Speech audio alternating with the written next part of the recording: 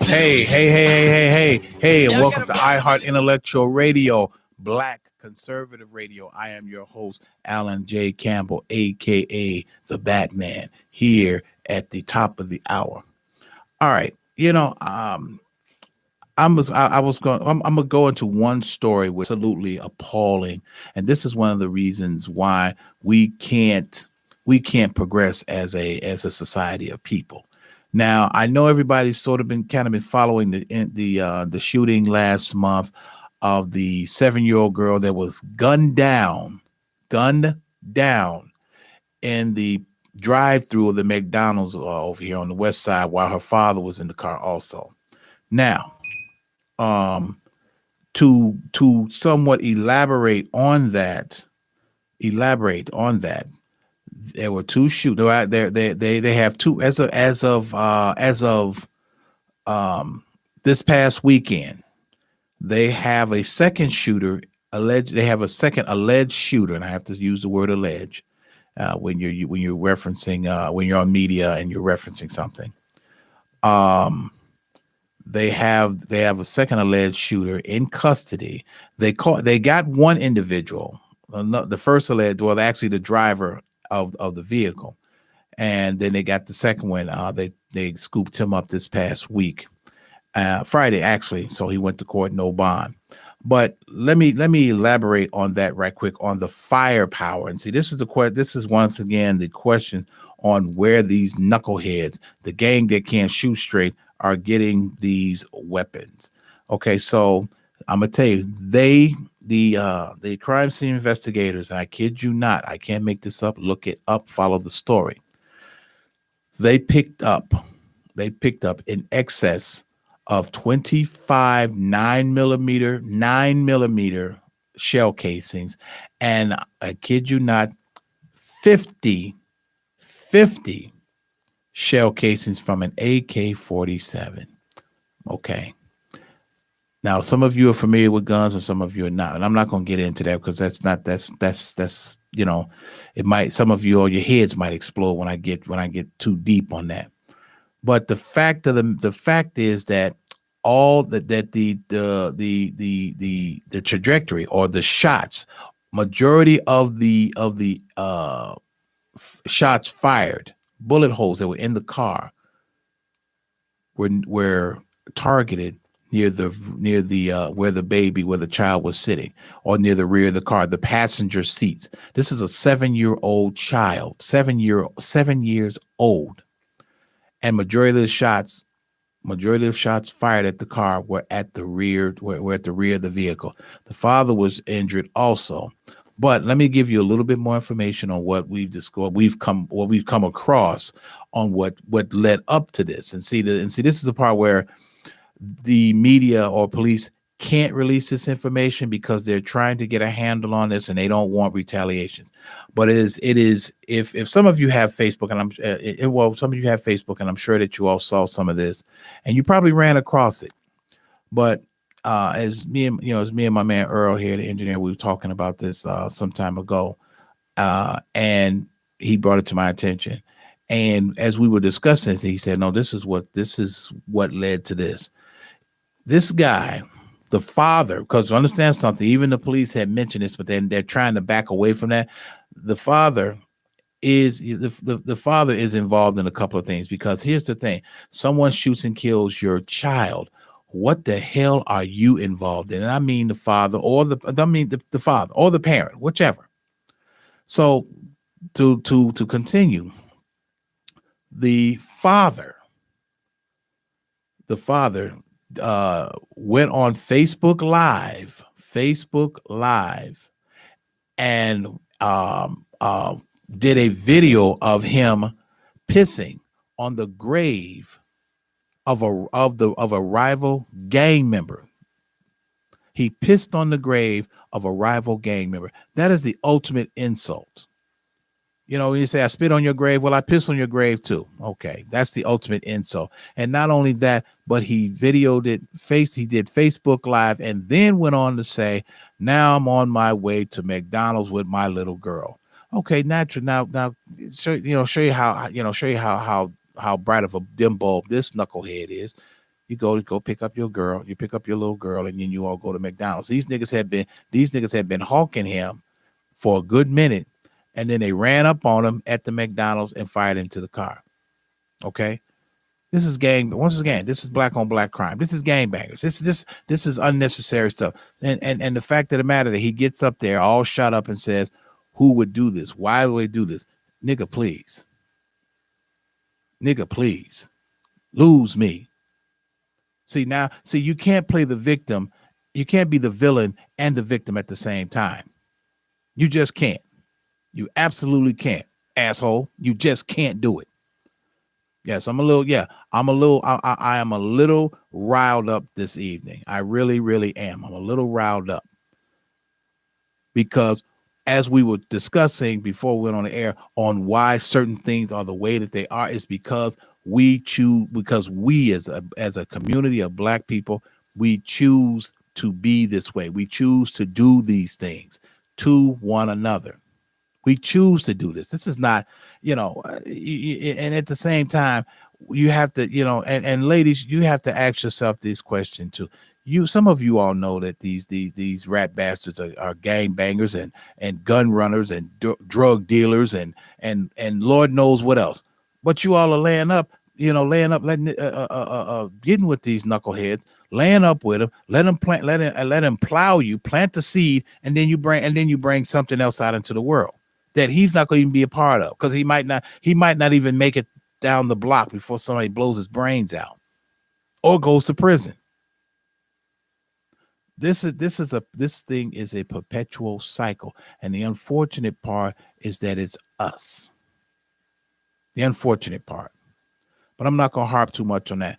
But what I do want to go into, and I'm sure all of us have been here.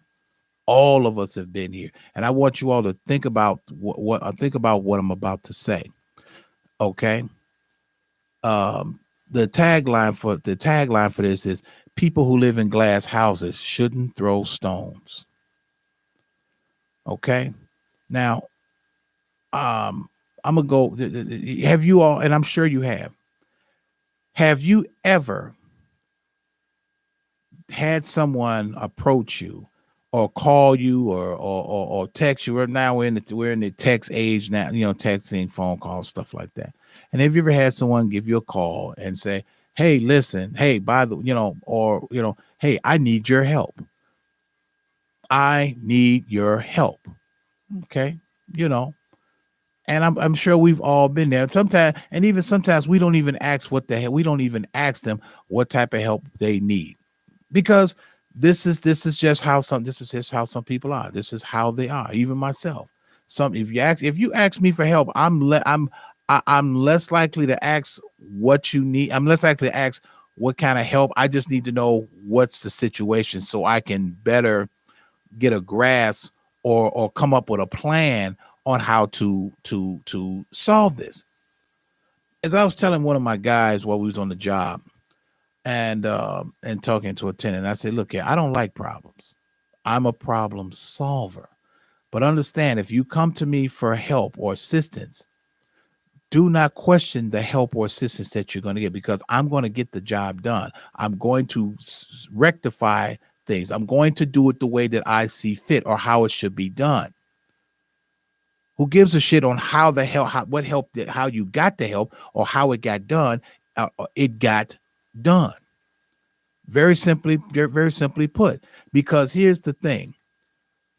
If you could have gone to some place or someone else to get the help, you would have done it. But you went to someone, or you came to someone or went to them because you knew that this person, how they do things, they're going to achieve their goal. They're going to achieve it. So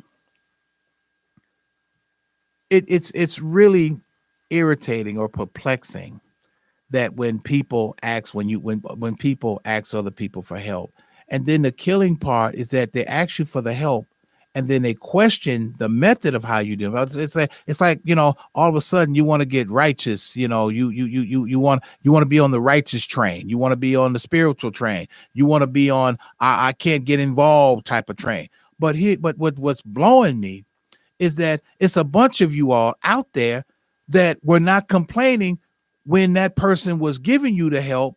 You weren't when they when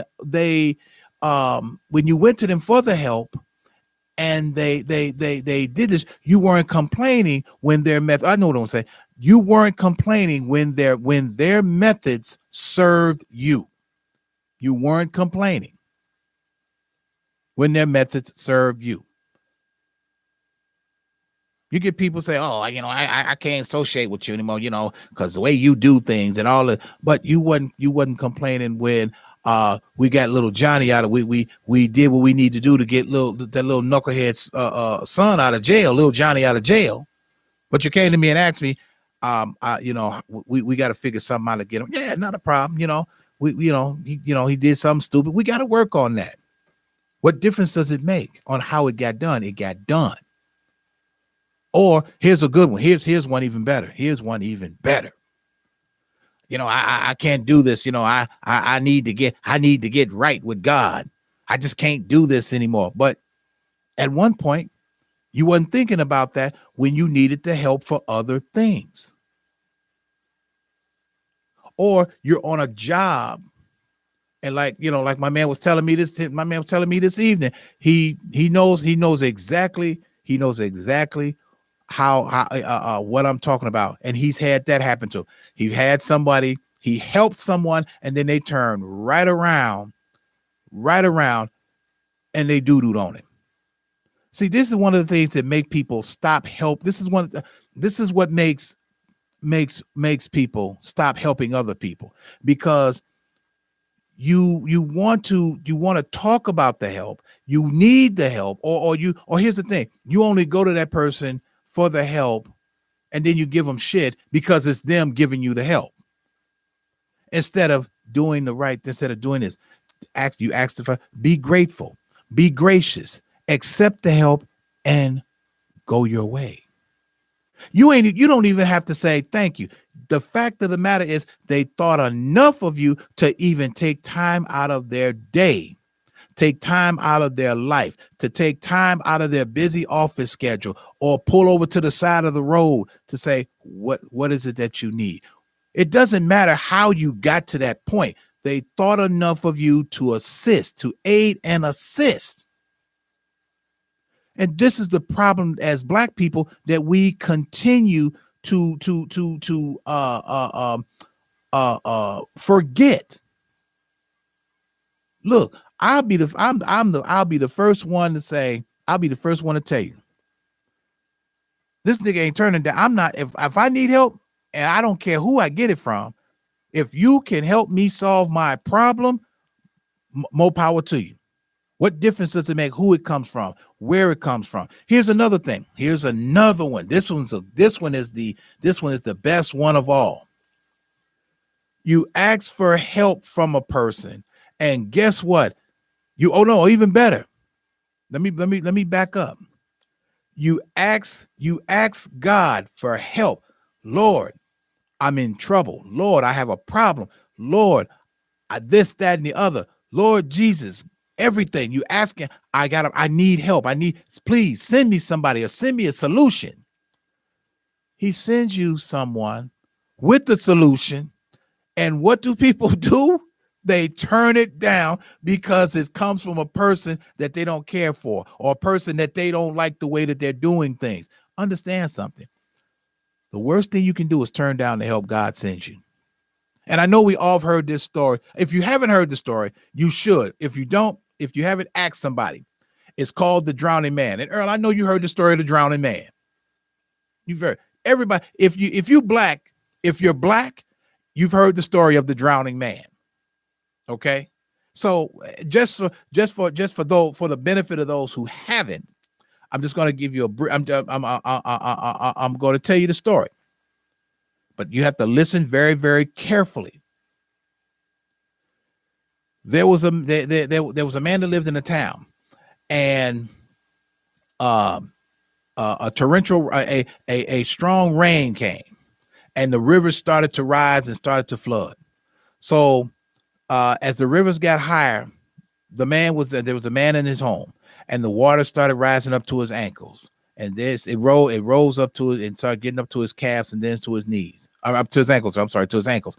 So as he's standing there and the water's up to his ankles, a guy comes by in a car and says, "Hey, come on, I can take you. Hey, come on, get in the car. I can take you to safety."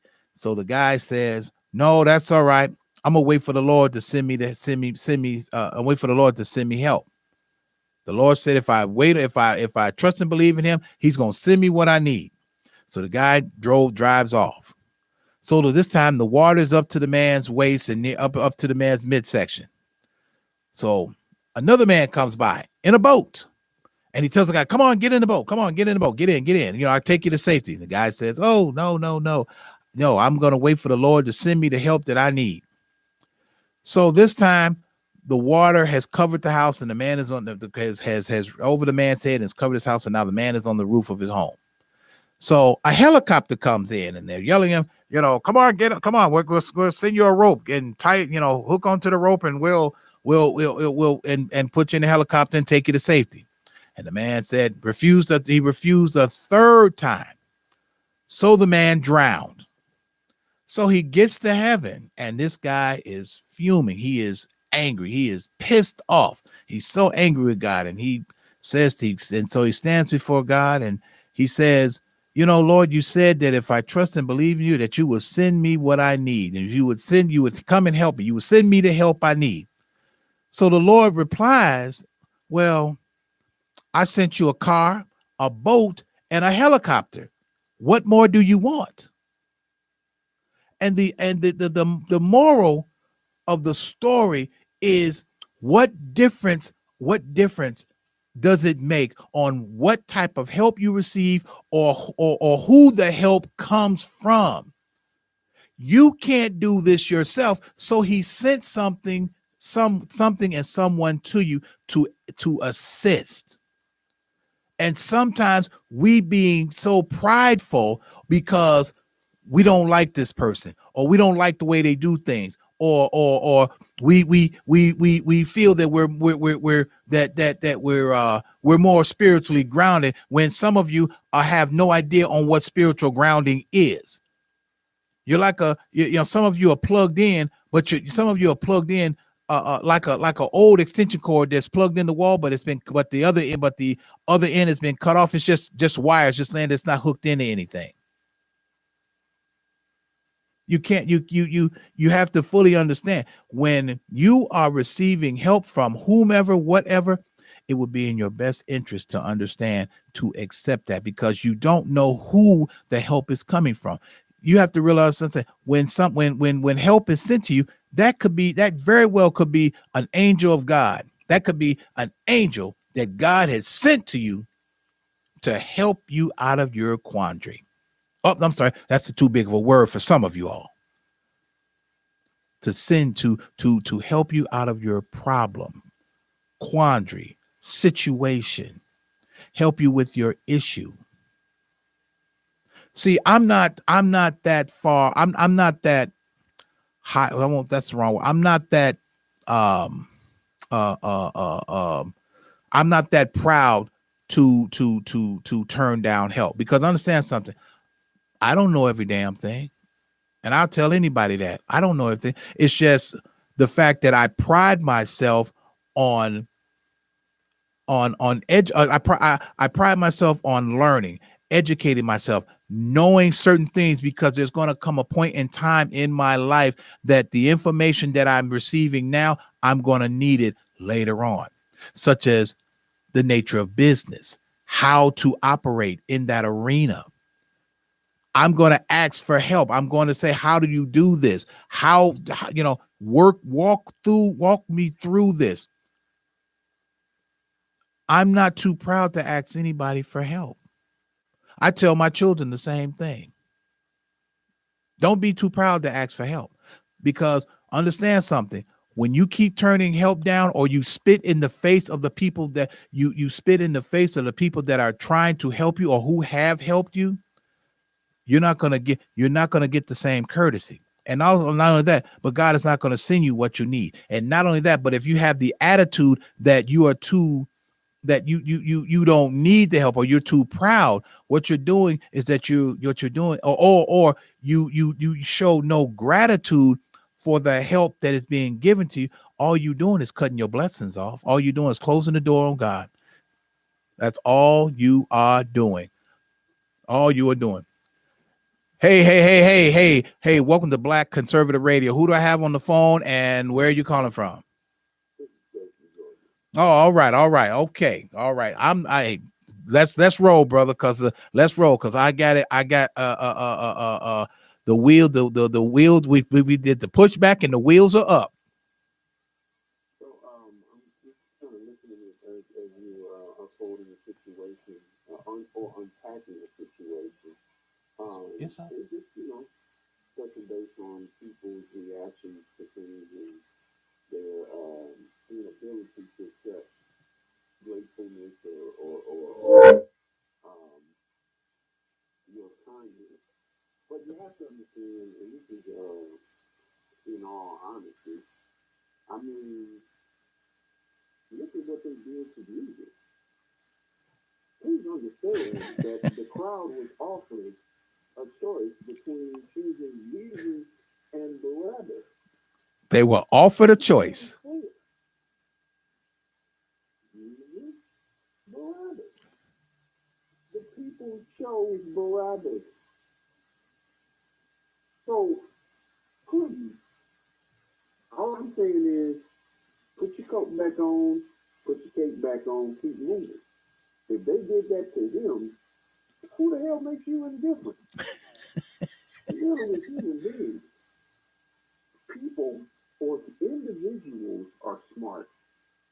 People are dumb Mm. inherently because they begin to conform to a herd mentality. So, and this unfortunately is universal. It's a universal characteristic of human nature, but it is even more so a characteristic of black socialization or Negro socialization because we have endured the most trauma Mm-hmm. to socialization. We understand that uh, the visible duck is the one who usually gets his head shot off first. So we have adapted ourselves culturally and through our cultural conditioning to remain in a state of perpetual complicitness or conformity would be the better term. Perpetual conformity. Mm. Because that is the key to survival. Don't push nothing too far to the left, to the right, up or down. You stay just in the middle. And with that is also an entitlement, which is an oxymoron, of how dare you tell me how I am to accept your help or your advice on a particular situation. But I'm moron. We're experts at nothing but have Mm-hmm. an opinion on everything. Everything. So with that being the case, that's the norm. The first part of it is you need to expand your circle. There's a saying that says if you're the smartest person in your circle, you don't have a circle, you have a cage. And many of us exist in cages, not circles. So the first part of any of that is reevaluate the circle that you're functioning in and Mm-hmm. find out if it is truly a circle or a cage. That's all I got.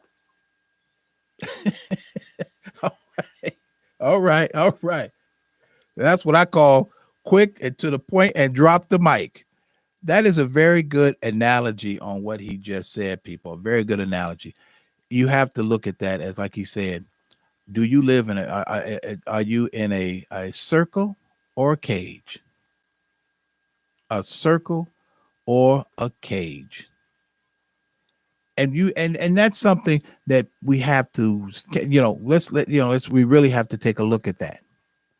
We take a look at that. Sometimes we look at people who are helping us. Sometimes when those who are asking for the help, they look at the ones that are giving the help as if they're, as they're superior, then they have a superiority complex or attitude. It's not that. Is it their fault because they know more than you? Is it their fault because they use their uh all all their entire brain for thinking, opposed to half of it, or a third of it for things that have no relevance?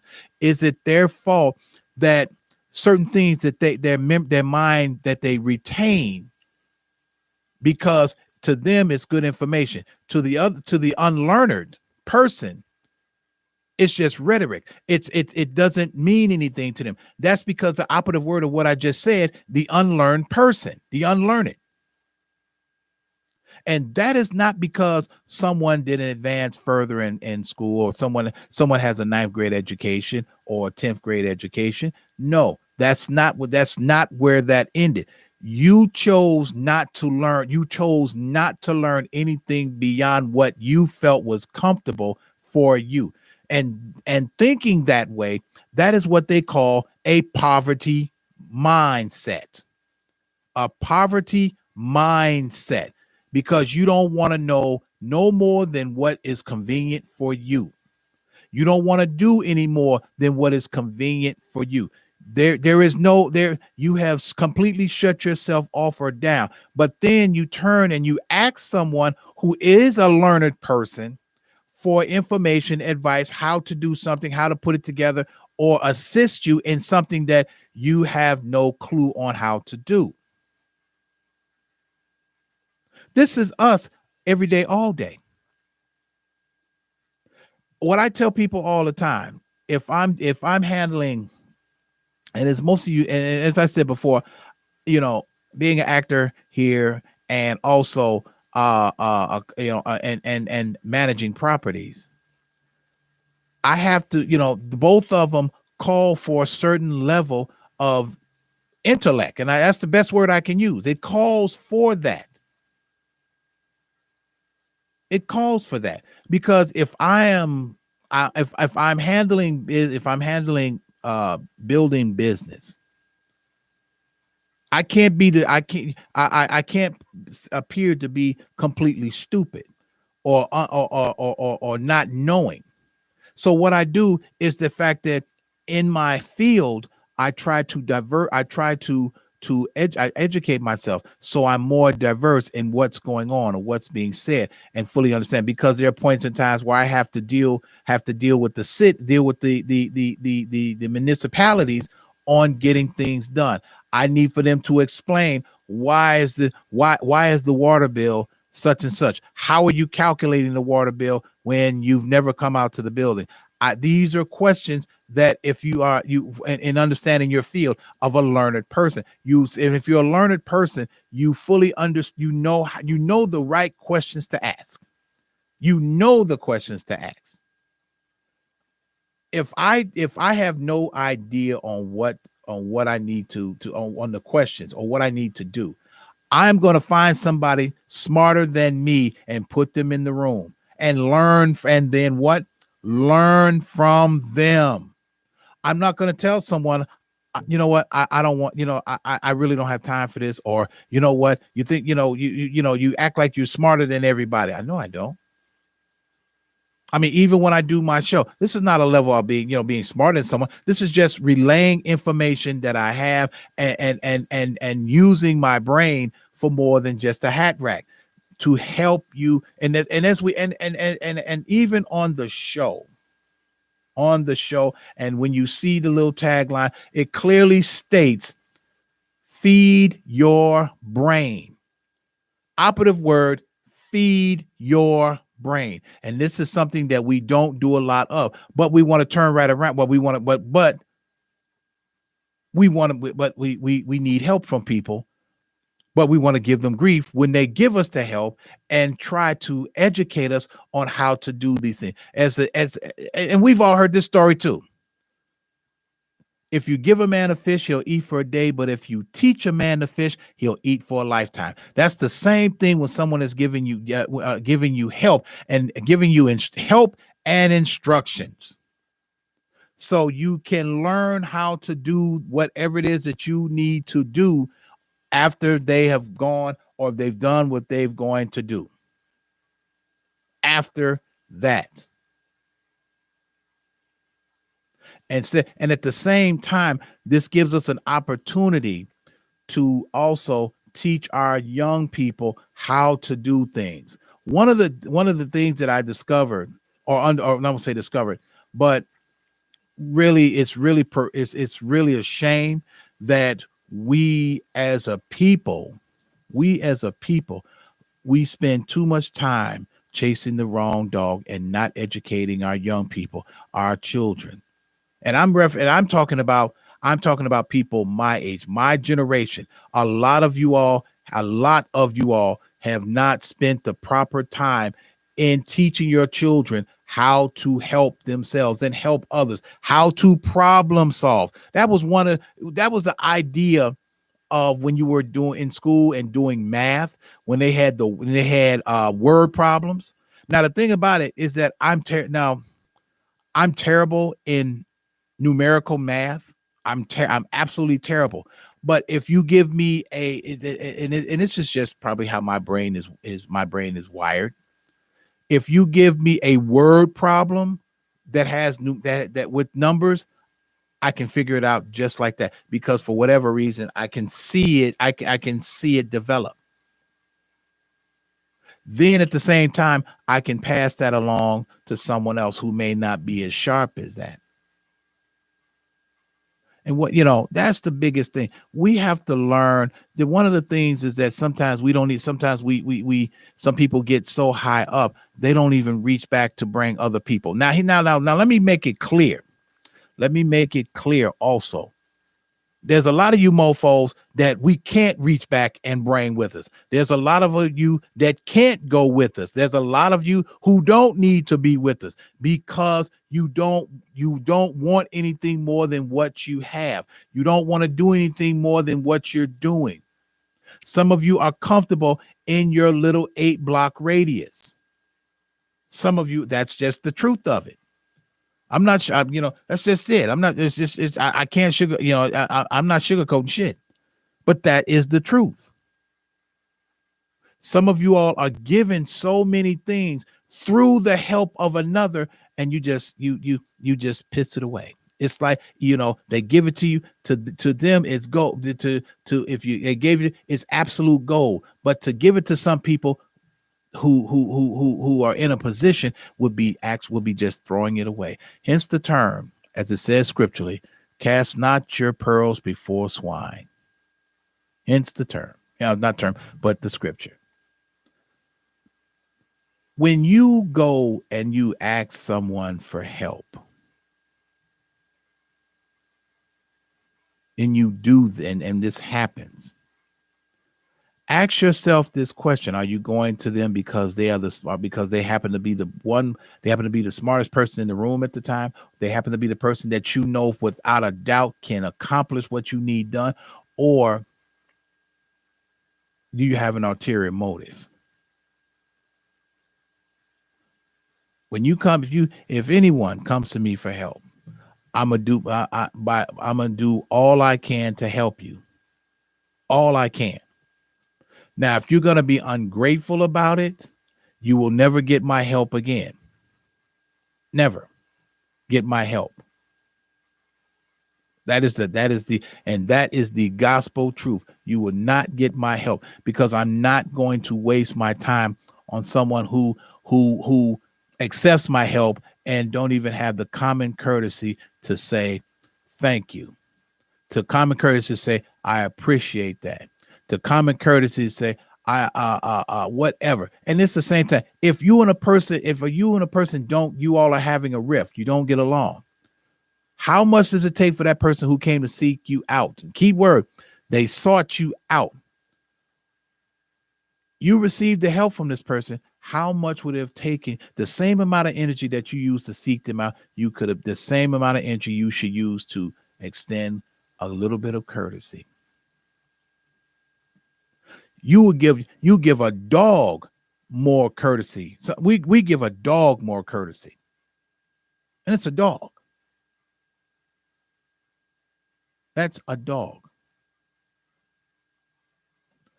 When you have individuals that are in a position to help others or to reach back and pull them forward, when you have individuals who are living a certain lifestyle, living a certain way, a certain lifestyle, and they offer you, and then you go to them for help.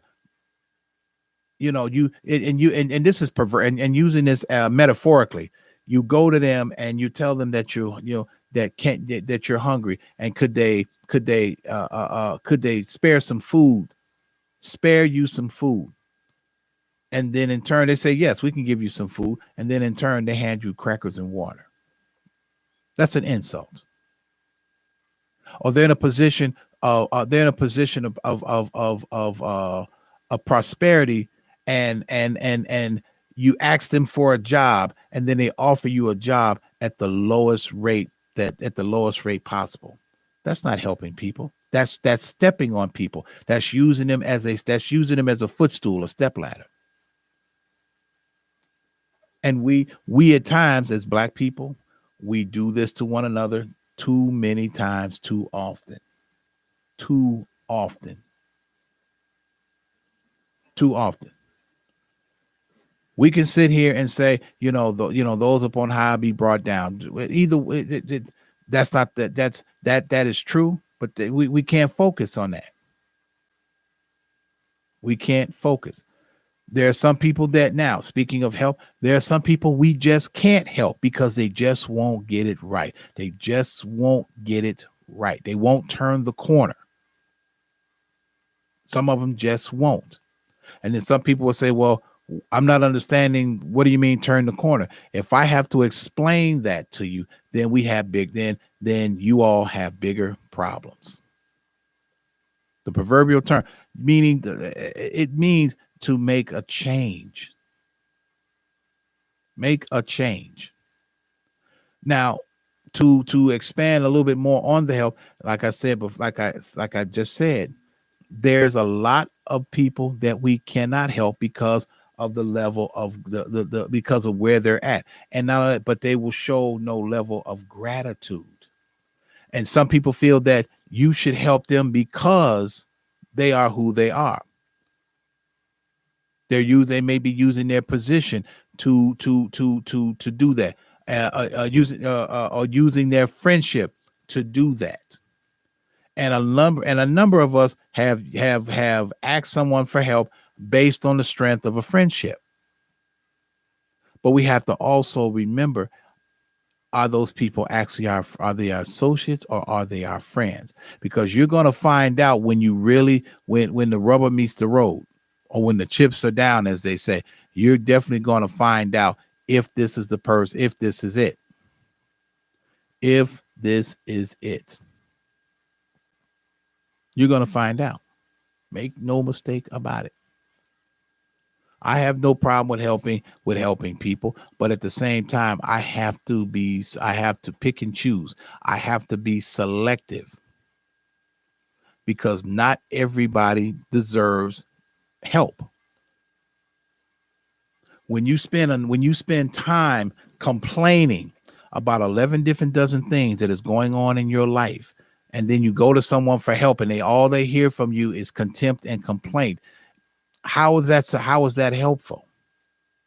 Oh, I got this going, or oh, I'm aching in this area, or I just can't win for losing. If it wasn't for bad luck, I'd have no luck at all. Well, here's the thing about help. As long as you talk that way, complain about things that are going on with you and in your life, you're speaking these things against yourself, which is why you're in the position that you are in. We have to be, and this is a sidebar.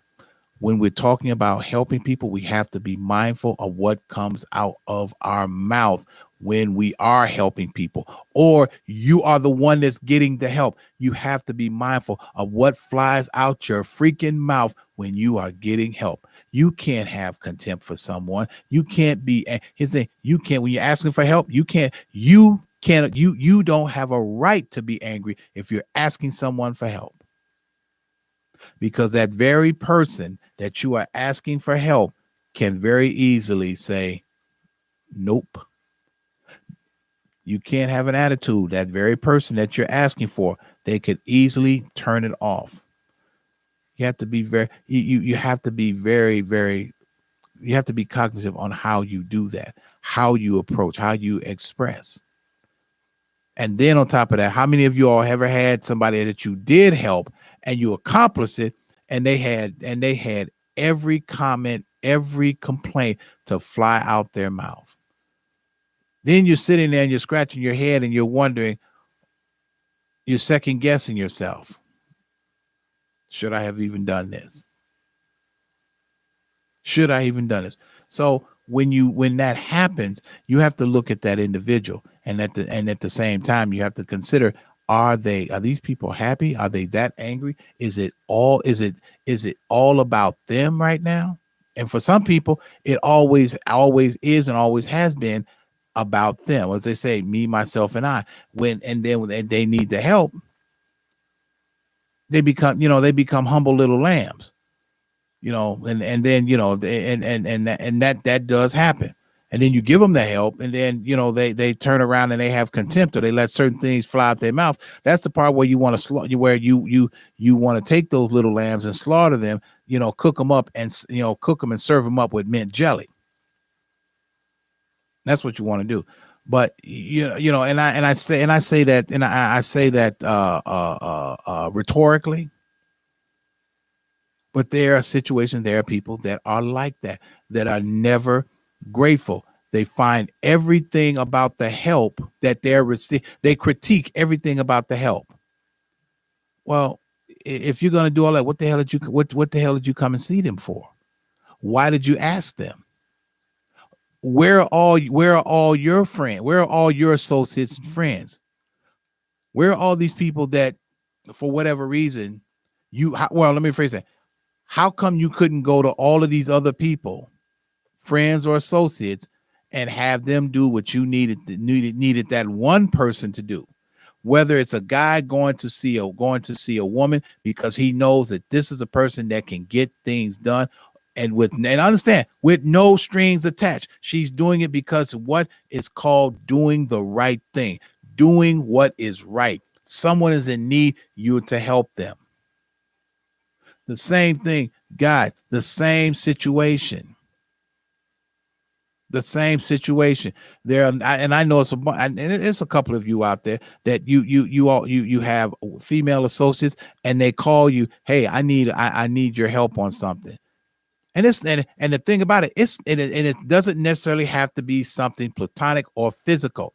It's the fact that she knows that this is the one person who can get this done, or who can create the contact for her or him to do what they need to get done, or to see who they need to see.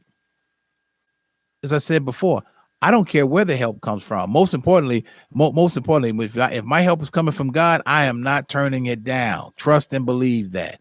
And that's something that a lot of you all do. You don't understand. When the help comes, you better reconsider, because the help could have come from God himself. You said you needed assistance, you needed help. What difference on how it made? And then on top of that, here's the other thing. Then some of you, when you complain about the help, you complain about you complain about your situation, you complain about the help, then you complain about the solution that has been given to you, which behooves me beyond belief. You even complain about the situation, the solution. I'm sorry. You complain about the solution that he gave. If that's not a form of, if that's not a form of ungratefulness and no gratitude, I tell you, I don't know what is. I really don't. I can't even speak on that. Zip, zero, nada. How many of you all sat there and said, woo wee, you know what? Man, I need a car. This gonna be my this gonna be my last winter without a car. This gonna be my last summer without a car. Something. Or this gonna be my last whatever without a roof over my head. I'm gonna get my own. It's gonna be my last whatever. Now understand. Now he hears your request. And the thing about it is that he sends it to you. Granted, it may not be what you, because you have to remember, if you're asking for help, you have to be specific on what you're asking for, but and also you have to give the details on the you have to give the details on the help, on the kind of help you need. The kind of help, whether you're asking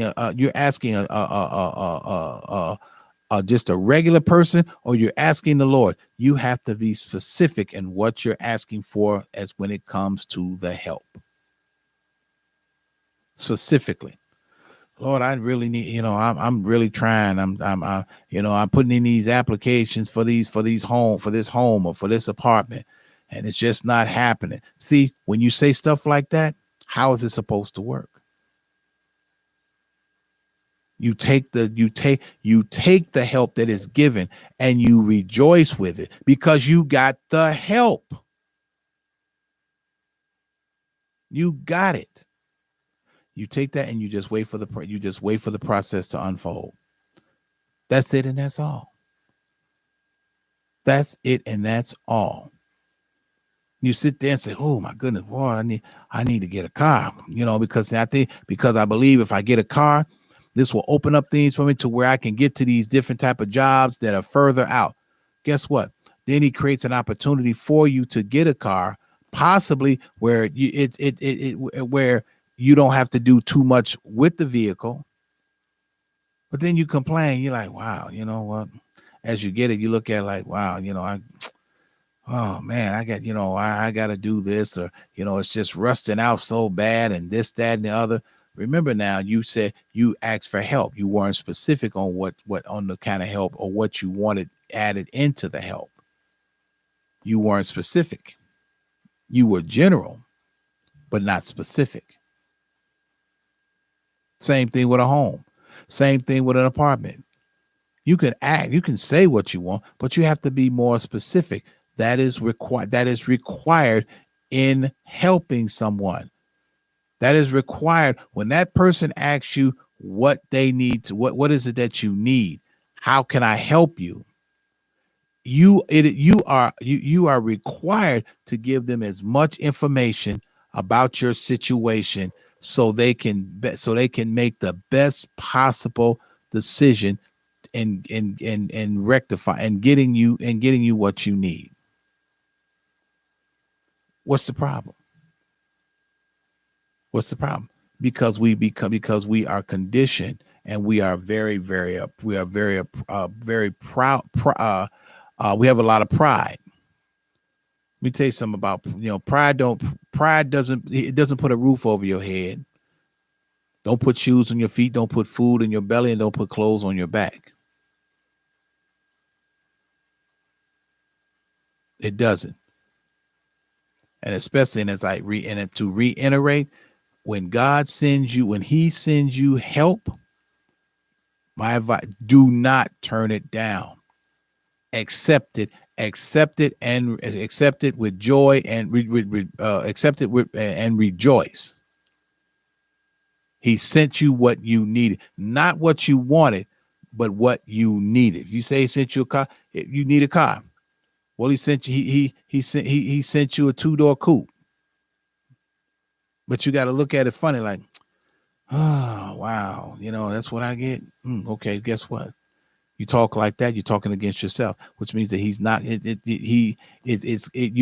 may not get another one. You have to be mindful when you're asking for help and what comes out of your mouth when you receive it. You cannot speak contempt. You cannot speak ill will. You cannot speak about a situation that you have no control over. You cannot say things against the help. You just can't. You have to fully understand that. And that is one of the reasons on why we continue to live in a perpetual state of stupor, because we get the help and we don't know, and we don't do nothing with it. Or we complain about the help, or when we complain about it, we complain on how we got it, and most importantly, who it came from. Who gives a shit? A few minutes ago, you was broke. You was broke. You had rabbit ears. Then somebody came and graced you, with some money, and then you got to complain about it. I just don't get it. I truly don't get it. None whatsoever. None. Absolutely nothing. I don't get it. But with that being said, you all, I see the lights flashing in the distance and the helicopters are landing as we speak. So what that means, that's all the time that we have here for iHeart Intellectual Radio, Black Conservative Radio. I want to give a shout out to my sponsor, Captain Hook. If you want some delicious food, get your behind over to one of these fabulous locations. In fact, they will be closing in about 35 minutes. So do what you got to do. 85th and Cottage Grove, 103rd and King Drive, and 15922 South Kedzie in Markham. That's 159th and Kedzie in Markham. So with that being said, but in closing, please take what I'm saying to heart, and understand that when you ask for help, don't refuse it. It doesn't matter who it came from or how it got done. You needed it. You needed the help from whomever, whatever. Because if you could have gone to somebody else, you would have done it. But you picked that person because you knew, or at least let me rephrase that, or at least you're supposed to know how they do things. So don't play brand new and don't play brand new or get religious or whatever it is, because whatever. But with that being said, in closing, not my monkey, not my circus. See y'all next week, Lord willing. Atomic batteries to power. Turbines to speed. Roger. Ready to move out.